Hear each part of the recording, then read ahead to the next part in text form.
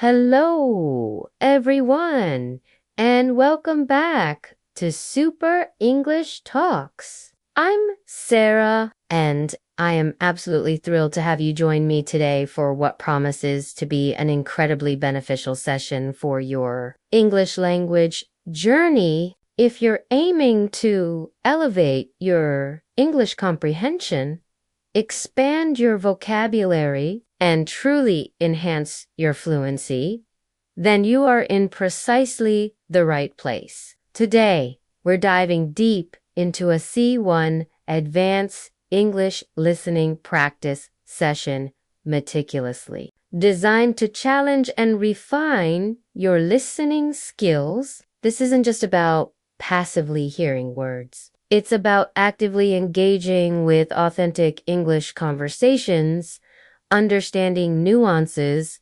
grasping idiomatic expressions, and ultimately building the confidence to navigate complex discussions with ease. Whether you're preparing for high-stakes exams like IELTS, TOEFL, or the Cambridge English Advanced C exam, or you simply aspire to become a more proficient and confident English speaker, this hour is dedicated entirely to your progress. So, grab a pen and paper, perhaps a cup of tea, and let's embark on this enriching linguistic adventure together. We're going to explore a variety of topics, delve into some fascinating ideas, and along the way I'll be sharing some insights and strategies to help you get the most out of every single listening experience. Remember, consistent practice is the cornerstone of mastery, and today we're laying down a very strong foundation for your advanced English skills. I encourage you to immerse yourself fully to truly listen, not just for the words, but for the underlying meaning, the speaker's intent, and the subtle cues that often reveal so much more. This is an opportunity to push your boundaries, to stretch your understanding, and to truly consolidate your grasp of advanced English. Let's talk a little bit about what C1 Advanced English truly means in the context of listening. At this level, you're expected to comprehend a wide range of demanding, longer texts and recognize implicit meaning. You should be able to understand complex arguments even when they are not clearly structured and when relationships are only implied. This means moving beyond merely understanding the gist of a conversation and beginning to grasp the subtle, the unstated assumptions, and the layers of meaning that often exist in natural, authentic discourse. It's about being able to follow extended speech and complex lines of argument even when they are not explicitly structured, and to do so without significant difficulty. Think about listening to a podcast about a complex scientific topic, or perhaps a panel discussion on a nuanced socio-political issue at the C1 level. You're expected to not only understand the facts being presented, but also the opinions, the underlying biases, and the overall perspective of the speakers. We're also focusing on expanding your lexical repertoire. This means not just knowing a lot of words, but understanding their connotations and how they are used naturally in different contexts. We'll encounter various advanced vocabulary and expressions throughout this session, and I'll be highlighting some of them as we go along. Pay attention to how new words are used in context. This is far more effective for retention than simply memorizing definitions. Furthermore, we'll be touching upon various idiomatic expressions and phrasal verb, which are crucial for sounding natural and for truly understanding native English speakers. They often add a layer of color and meaning that literal interpretations simply can't capture. The ability to understand and use these expressions is a hallmark of advanced proficiency. This hour is designed to expose you to the kind of language you'd encounter in real-world situations, whether it's in academic settings, professional environments, or even just casual but sophisticated conversations among native speakers. It's about bridging the gap between textbook English and the dynamic, ever-evolving language spoken by millions around the globe. Asterisk today, our focus will be on a hypothetical, yet very realistic conversation that might occur in a professional or academic setting. Imagine two colleagues or perhaps two students working on a project discussing a multifaceted topic. We'll be exploring various facets of this discussion, listening for specific details, identifying opinions, and drawing I won't be playing pre-recorded dialogues in the traditional sense. Instead, I will be speaking as if I am having a spontaneous, extended conversation with an imaginary counterpart. This approach aims to simulate the natural rhythm, intonation, and occasional hesitations or rephrasing that characterize real-life speech.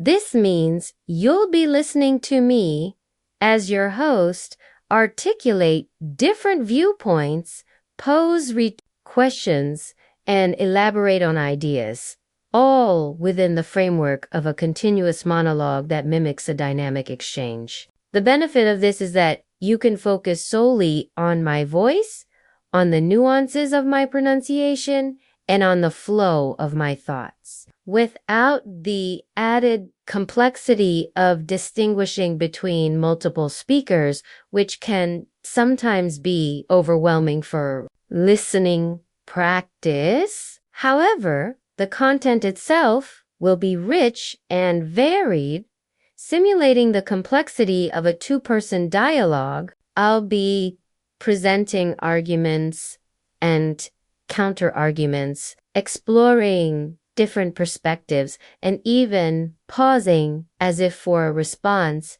before continuing with the conversation. This will help you practice anticipating what might come next in a conversation, a crucial skill for active listening. Our core topic for today's simulated conversation will revolve around the evolving landscape of work and education in the 21st century. This is a highly relevant and dynamic topic, allowing us to explore a wide range of vocabulary related to technology, globalization, skills, development, and societal shifts. We'll touch upon themes like remote work, the gig economy, lifelong learning, the role of artificial intelligence, and the importance of soft skills. As I speak, try to identify the main points I'm making, the evidence I'm using to support my claims, and any opposing viewpoints I might be presenting or considering. Don't worry if you don't catch every single word. The goal at the C1 level is to grasp the overall message and key details. Even when the speech is fast or contains unfamiliar vocabulary, it's about developing your ability to cope with ambiguity and to infer meaning from context. Asterisk. So let's delve right into this discussion about the future of work and education. It's truly fascinating, isn't it? How rapidly our professional and learning environments are transforming. One of the most significant shifts we've witnessed, particularly in recent years, is the widespread adoption of remote work. Before, it was often seen as a niche benefit, perhaps for specific roles or companies with very progressive policies. But now, it's become a mainstream phenomenon, largely accelerated by global events. And you might immediately think, well, remote work offers unparalleled flexibility, doesn't it? It allows individuals to balance work and personal life more effectively, to avoid the daily commute, and potentially even to live in more affordable areas without sacrificing career opportunities in major cities. This opens up a whole new world of possibilities for talent acquisition, as companies are no longer limited by geographical boundaries when seeking skilled individuals. Imagine a startup in Silicon Valley hiring a brilliant software engineer who lives in, say, a quiet town in Europe. This kind of global collaboration was once a mere aspiration, but now it's becoming the norm. However, on the other hand, it's crucial to consider the potential drawbacks and challenges that come with this paradigm shift. You could argue that while flexibility is a significant advantage, remote work can also lead to feelings of isolation. For some individuals, the serendipitous interactions that occur in an office environment, those spontaneous water cooler chats, the quick brainstorming sessions over coffee, these are often lost when teams are distributed. And how do you maintain a strong company culture, a sense of shared identity and camaraderie when colleagues rarely, if ever, meet in person? This is a considerable hurdle that many organizations are grappling with. There's also the aspect of blurred lines between work and personal life. When your home becomes your office, it can be incredibly difficult to switch off, to mentally disconnect from your professional responsibilities at the end of the day. The temptation to just check one more email or to work a few extra hours because your commute is just walking to another room is very real. So while remote work offers immense benefits, it also necessitates a new approach to managing well-being and fostering connection. And this leads us to another fascinating development in the world of work: the rise of the gig economy. For years, the traditional employment model involved a single, full-time employer providing stability and a clear career path. But now, we're seeing an increasing number of individuals opting for, or being driven towards, freelance work, short-term contracts, and project-based assignments. You might say this offers incredible autonomy and the freedom to choose your projects, to set your own hours, and to diversify your income streams. For creative professionals, for instance, or for highly specialized consultants, the gig economy can be incredibly liberating. It allows them to leverage their unique skills across multiple clients and industries, gaining a breadth of experience that might not be possible within a single organization. Think of graphic designers working for various startups, or IT specialists providing services to different small businesses. This model empowers individuals to be their own bosses, to curate their professional lives in a way that aligns with their personal values and aspirations. However, the flip side, and it's a significant one, is the inherent instability and lack of benefits often associated with gig work. Unlike traditional employees, gig workers typically don't have access to paid leave, health insurance, or retirement plans provided by an employer. This places a much greater burden on the individual to manage their finances, to save for the future, and to navigate the complexities of self-employment. There's also the question of job security. A project could end abruptly, and there's no guarantee of the next one immediately appearing. Certainty can be a significant source of stress and anxiety. particularly for those who rely solely on gig work for their livelihood? So, while the gig economy offers flexibility and independence, it also presents challenges related to financial security and social safety nets. It requires a different mindset, a more entrepreneurial approach to one's career, and a proactive strategy for managing risks. The future, it seems, will likely involve a hybrid model, where traditional employment coexists with various forms of independent work, and individuals may transition between the two throughout their careers. This brings us quite naturally to the subject of education, doesn't it? Because if the world of work is transforming so profoundly, then the way we educate and train ourselves must also adapt.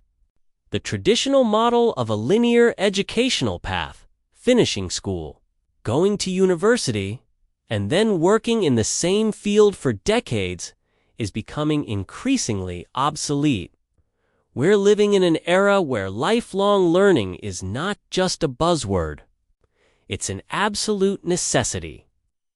You could argue that the shelf life of skills is rapidly diminishing. What was cutting-edge knowledge 5 or 10 years ago might be outdated today. This means that continuous upskilling and reskilling are no longer optional extras. They are fundamental requirements for staying relevant and competitive in the job market. And this gives rise to a whole host of innovative educational models. We're seeing the proliferation of online courses, massive open online courses, or MOOC certifications from tech companies and micro-credentials. These flexible learning pathways allow individuals to acquire new skills on demand, often at a lower cost and at their own pace, without necessarily having to commit to a multi-year degree program. Imagine someone working in marketing who needs to quickly learn data analytics. They can enroll in an online certification program and gain that expertise in a matter of months. Rather than going back to university for a second degree, this democratizes access to knowledge and empowers individuals to take ownership of their professional development.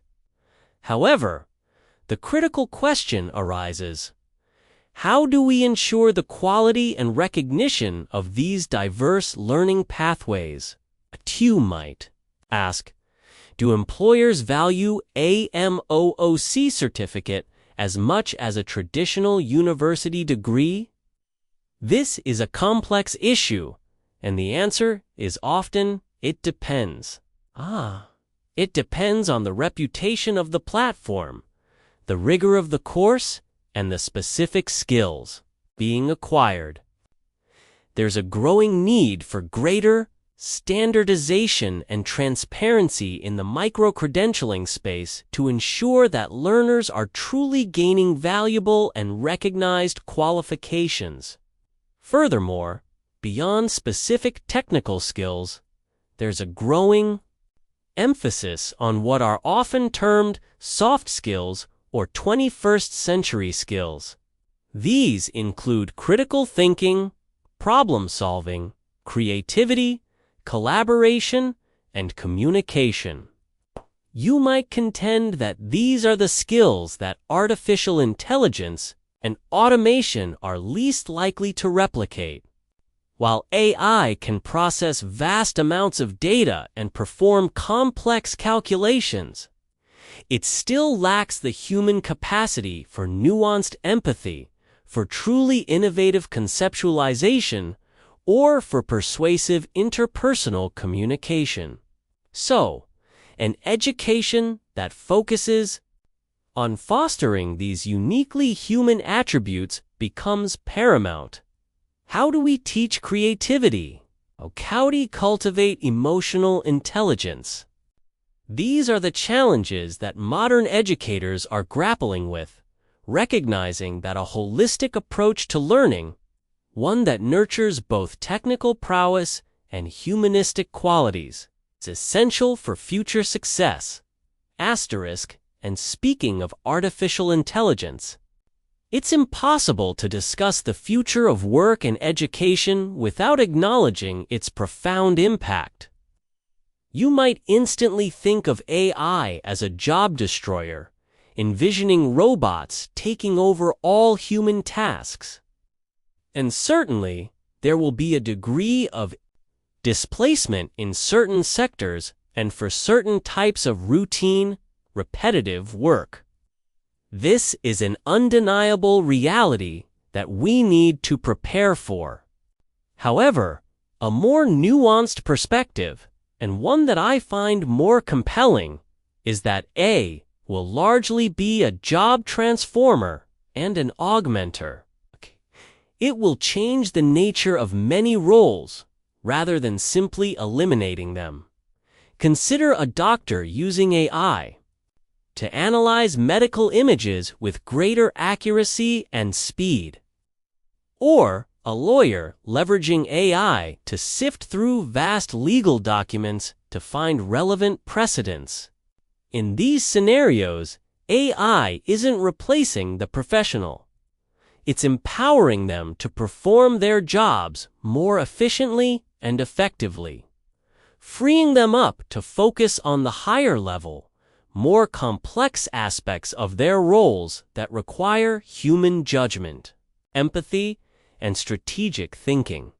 So, the key is not to fear AI, but to understand how to collaborate with it, how to leverage its capabilities to enhance human productivity and creativity. This requires a fundamental shift in mindset, moving away from a competitive paradigm and towards a collaborative one, where humans and machines work synergistically. And this, of course, has direct implications for education.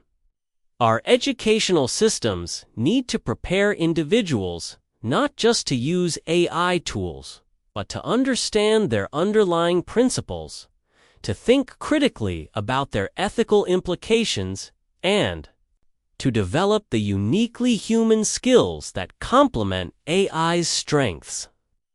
We need to cultivate individuals who can identify problems that AI can solve, who can design AI systems, and who can interpret the output of AI with discernment.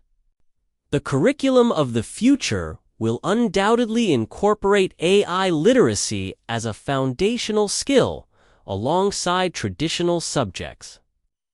It's about nurturing human potential in a world increasingly shaped by intelligent machines. As you've been listening to this extended monologue, which, as I mentioned, is designed to simulate a dynamic conversation, I hope you've been actively engaging with the content. What were some of the key arguments I presented regarding remote work? Can you recall any of the challenges associated with the gig economy? What are some of the soft skills that I emphasized as crucial for the future? Don't worry if you didn't catch every single detail on the first listen. It's perfectly normal, even for advanced learners. The beauty of this format is that you can always go back and listen again. In fact, I highly encourage you to do so. Repetitive listening, especially for C1 level content, is incredibly powerful. Each time you listen, you'll likely pick up on new vocabulary, subtle expressions, or even nuances of meaning that you might have missed before. When you listen again, try to focus on different aspects. Perhaps the first time you focused on understanding the main ideas. The second time, you could try to identify specific vocabulary related to work or education. The third time, Pay attention to my intonation and pronunciation. Notice how I use pauses, how I emphasize certain words to convey meaning, or how my voice rises and falls to indicate questions or statements. These prosodic features are just as important as the words themselves in conveying meaning in spoken English. Another excellent strategy is to take notes as you listen, even if it's just jotting down a few key words or phrases that stand out to you. The act of writing helps to solidify your comprehension and memory. After listening, try to summarize the main points of the conversation in your own words, either verbally or in writing. This active recall exercise is immensely beneficial for consolidating your learning and for developing your ability to articulate complex ideas in English. Also, try to identify any new vocabulary or expressions that you encountered. Don't just look them up. Try to incorporate them into your own speaking or writing. The more you use new language, the more likely you are to remember it and to use it naturally. This active engagement with the material is what truly transforms passive listening into active learning. Asterisk. Remember, improving your English, especially at the C1 advanced level, is a marathon, not a sprint. It requires consistent effort, a willingness to challenge yourself, and a genuine curiosity about the language and the world around you. This 1-hour session is just one step on your journey, but it's a significant one.